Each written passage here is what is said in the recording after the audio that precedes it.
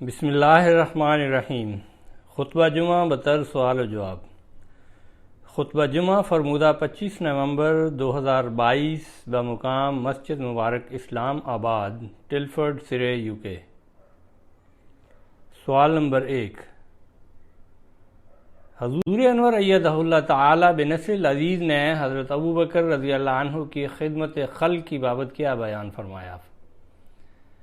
جواب، فرمایا حضرت ابوبکر رضی اللہ عنہ غریبوں اور مسکینوں پر بے حد مہربان تھے۔ سردیوں میں کمبل خریدتے اور انہیں محتاجوں میں تقسیم کر دیتے۔ ایک روایت میں ہے کہ حضرت ابوبکر رضی اللہ عنہ نے ایک سال گرم اونی چادریں خریدیں، یعنی کمبل جو دیہات سے لائی گئی تھیں، اور سردی کے موسم میں مدینہ کی بیوہ عورتوں میں یہ چادریں تقسیم کی گئیں۔ ایک روایت ہے کہ خلافت کے منصب پر متمکن ہونے سے پہلے آپ رضی اللہ عنہ ایک لاوارث کنبہ کی بکریوں کا دودھ دوہا کرتے تھے۔ جب آپ رضی اللہ عنہ خلیفہ بن گئے تو اس کنبہ کی ایک بچی کہنے لگی کہ اب تو آپ ہماری بکریوں کا دودھ نہیں دوہا کریں گے۔ یہ سن کر حضرت ابوبکر رضی اللہ عنہ نے فرمایا، کیوں نہیں؟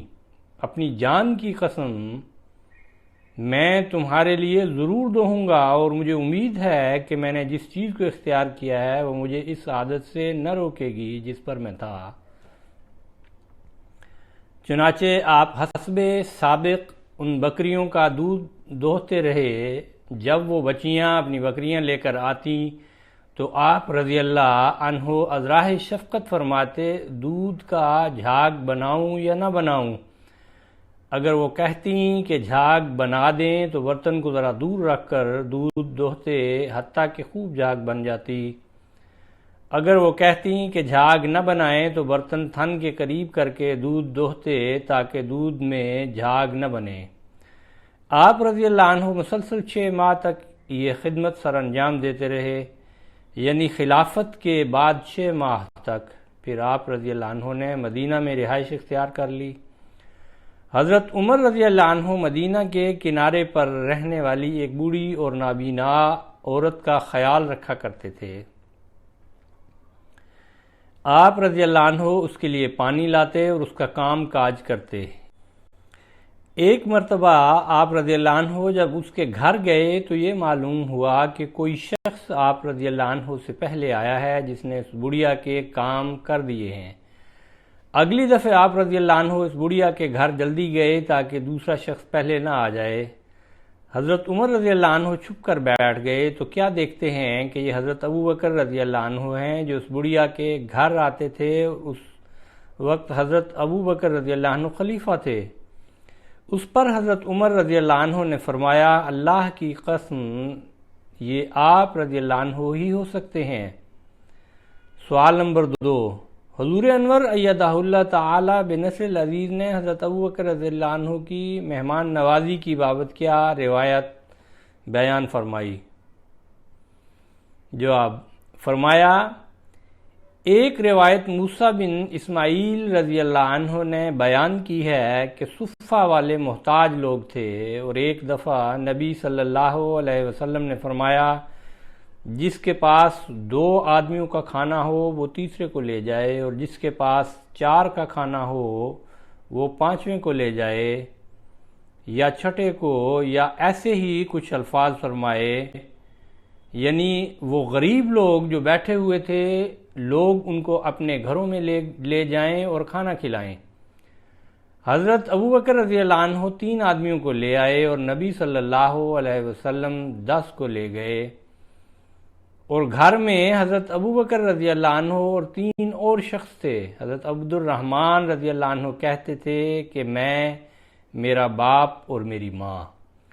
اور ایسا ہوا کہ حضرت ابوبکر رضی اللہ عنہ نے نبی صلی اللہ علیہ وسلم کے ہاں شام کا کھانا کھایا، پھر وہیں ٹھہرے رہے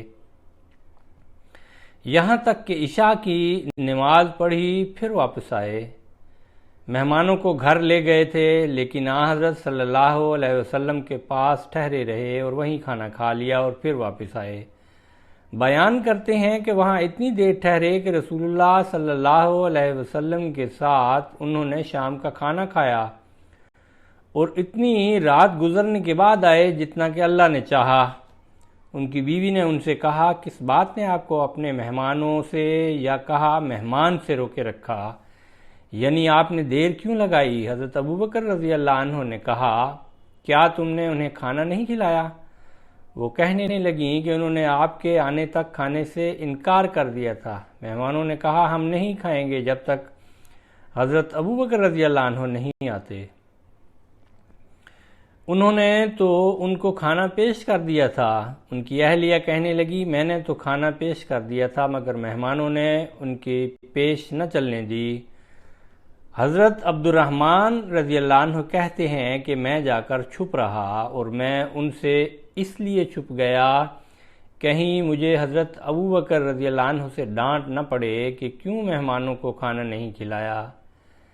پھر حضرت ابوبکر رضی اللہ عنہ نے کہا، اے بے وقوف، اور انہوں نے مجھے سخت سست کہا۔ عبد الرحمن ان کے بیٹے کہتے ہیں کہ حضرت ابوبکر رضی اللہ عنہ نے مہمانوں سے کہا کہ کھانا کھائیں، اور خود حضرت ابوبکر رضی اللہ عنہ نے قسم کھا لی کہ میں ہرگز نہیں کھاؤں گا۔ حضرت عبد الرحمن رضی اللہ عنہ کہتے تھے کہ اللہ کی قسم، ہم جو بھی لقمہ لیتے اس کے نیچے سے اس سے زیادہ کھانا بڑھ جاتا، اور انہوں نے اتنا کھایا کہ وہ سیر ہو گئے۔ سوال نمبر 3، حضور انور ایدہ اللہ تعالی بنصر العزیز نے حضرت ابوبکر رضی اللہ عنہ کے ایک نابینا شخص کو کھانا کھلانے کی بابت کیا واقعہ بیان فرمایا؟ جواب، فرمایا، حضرت مسلم موعود رضی اللہ عنہ فرماتے ہیں، صوفیاء کی ایک روایت ہے، واللہ عالم کہاں تک درست ہے، کہ حضرت ابوبکر رضی اللہ عنہ کی وفات کے بعد حضرت عمر رضی اللہ عنہ نے حضرت ابوبکر رضی اللہ عنہ کے غلام سے پوچھا کہ وہ کون کون سے نیک کام تھے جو تیرا آقا کیا کرتا تھا تاکہ میں بھی وہ کام کروں۔ من جملہ اور نیک کاموں کے اس غلام نے ایک کام یہ بتایا کہ روزانہ حضرت ابوبکر رضی اللہ عنہ روٹی لے کر، کھانا لے کر فلاں طرف جایا کرتے تھے اور مجھے ایک جگہ کھڑا کر کے آگے چلے جاتے تھے۔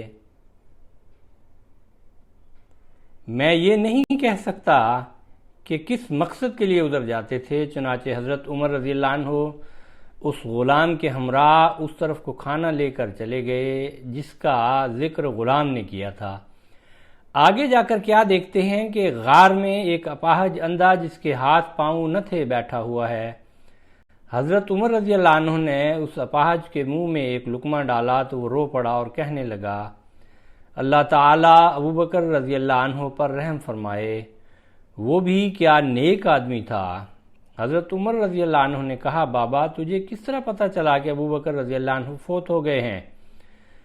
اس نے کہا کہ میرے منہ میں دانت نہیں ہیں، اس لیے ابوبکر رضی اللہ عنہ میرے منہ میں لقمہ چبا کر ڈالا کرتے تھے۔ آج جو میرے منہ میں سخت لقمہ آیا تو میں نے خیال کیا کہ یہ لقمہ کھلانے والا ابوبکر رضی اللہ عنہ نہیں ہے بلکہ کوئی اور شخص ہے، اور ابوبکر رضی اللہ عنہ تو ناغہ بھی کبھی نہ کیا کرتے تھے۔ اب جو ناغہ ہوا تو یقیناً وہ دنیا میں موجود نہیں ہے۔ سوال نمبر 4، حضور انور ایدہ اللہ تعالی بنصر العزیز نے حضرت ابوبکر رضی اللہ عنہ کی بہادری اور شجاعت کی بابت کیا بیان فرمایا؟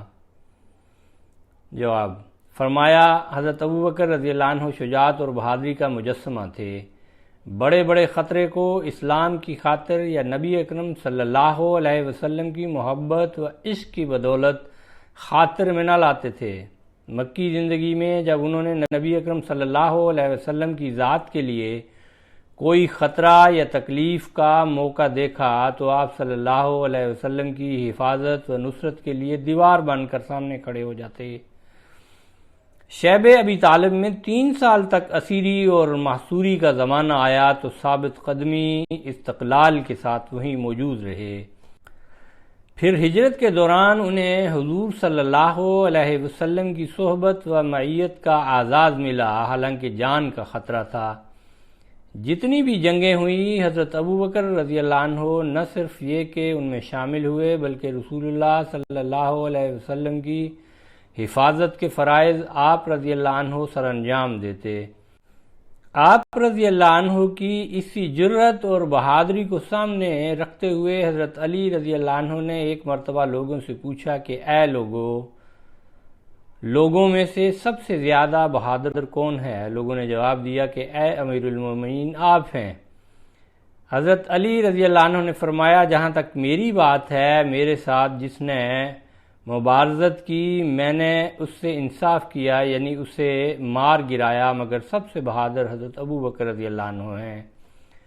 ہم نے رسول اللہ صلی اللہ علیہ وسلم کے لیے بدر کے دن خیمہ لگایا، پھر ہم نے کہا کہ کون ہے جو رسول اللہ صلی اللہ علیہ وسلم کے ساتھ رہے تا آپ صلی اللہ علیہ وسلم تک کوئی مشرک نہ پہنچ پائے، تو اللہ کی قسم آپ صلی اللہ علیہ وسلم کے قریب کوئی نہ گیا مگر حضرت ابو بکر رضی اللہ عنہ اپنی تلوار کو سونتتے ہوئے رسول اللہ صلی اللہ علیہ وسلم کے پاس کھڑے ہو گئے، یعنی رسول اللہ صلی اللہ علیہ وسلم کے پاس کوئی مشرک نہیں پہنچے گا مگر پہلے وہ حضرت ابو بکر رضی اللہ عنہ سے مقابلہ کرے گا، پس وہ سب سے بہادر شخص ہیں۔ رسول اللہ صلی اللہ علیہ وسلم جب 30,000 کا لشکر لے کر غزوہ تبوک کے لیے نکلے تو رسول اللہ صلی اللہ علیہ وسلم نے مختلف سپہ سالار مقرر فرمائے، انہیں جھنڈے عطا فرمائے۔ اس موقع پر سب سے بڑا جھنڈا حضرت ابو بکر رضی اللہ عنہ کو عطا کیا گیا۔ حضرت صلی اللہ علیہ وسلم کی وفات کے بعد جب سارا عرب ہی گویا مرتد ہو گیا، ان حالات میں جس جرأت و شجاعت کا عملی مظاہرہ حضرت ابو بکر رضی اللہ عنہ نے فرمایا وہ اپنی مثال آپ ہے۔ سوال نمبر 5، حضور انور ایدہ اللہ تعالی بنصر العزیز نے حضرت ابو بکر رضی اللہ عنہ کی قوت فیصلہ اور معاملہ فہمی کی بابت کیا تفصیل بیان فرمائی؟ جواب، فرمایا حضرت مسلم موعود رضی اللہ عنہ فرماتے ہیں کہ حضرت ابو بکر رضی اللہ عنہ کے متعلق کوئی شخص بھی یہ نہیں کہہ سکتا تھا کہ آپ بھی کسی وقت اپنی قوم کی قیادت کریں گے۔ عام طور پر یہی سمجھا جاتا تھا کہ آپ رضی اللہ عنہ کمزور طبیعت، صلح کل اور نرم دل واقع ہوئے ہیں، لیکن رسول کریم صلی اللہ علیہ وسلم جانتے تھے کہ جب ابو بکر کا وقت آئے گا تو جو کام ابو بکر کر لے گا وہ اس کا غیر نہیں کر سکے گا۔ چنانچہ جب رسول کریم صلی اللہ علیہ وسلم فوت ہوئے اور مسلمانوں میں اختلاف پیدا ہو گیا کہ کون خلیفہ ہو، اس وقت حضرت ابو بکر رضی اللہ عنہ کے ذہن میں بھی یہ بات نہ تھی کہ آپ خلیفہ ہوں گے۔ آپ سمجھتے تھے کہ حضرت عمر رضی اللہ عنہ وغیرہ ہی اس کے اہل ہو سکتے ہیں۔ انصار میں جو جوش پیدا ہوا اور انہوں نے چاہا کہ خلافت انہی میں سے ہو، کیونکہ وہ سمجھتے تھے کہ ہم نے اسلام کی خاطر قربانیاں کی ہیں اور اب خلافت کا حق انصار کا خیال تھا کہ ہمارا ہے، اور ادھر مہاجرین کہتے تھے کہ خلیفہ ہم میں سے ہو۔ غرض رسول کریم صلی اللہ علیہ وسلم کی وفات پر ایک جھگڑا برپا ہو گیا۔ انصار کہتے تھے کہ خلیفہ ہم میں سے ہو اور مہاجرین کہتے تھے کہ خلیفہ ہم میں سے ہو۔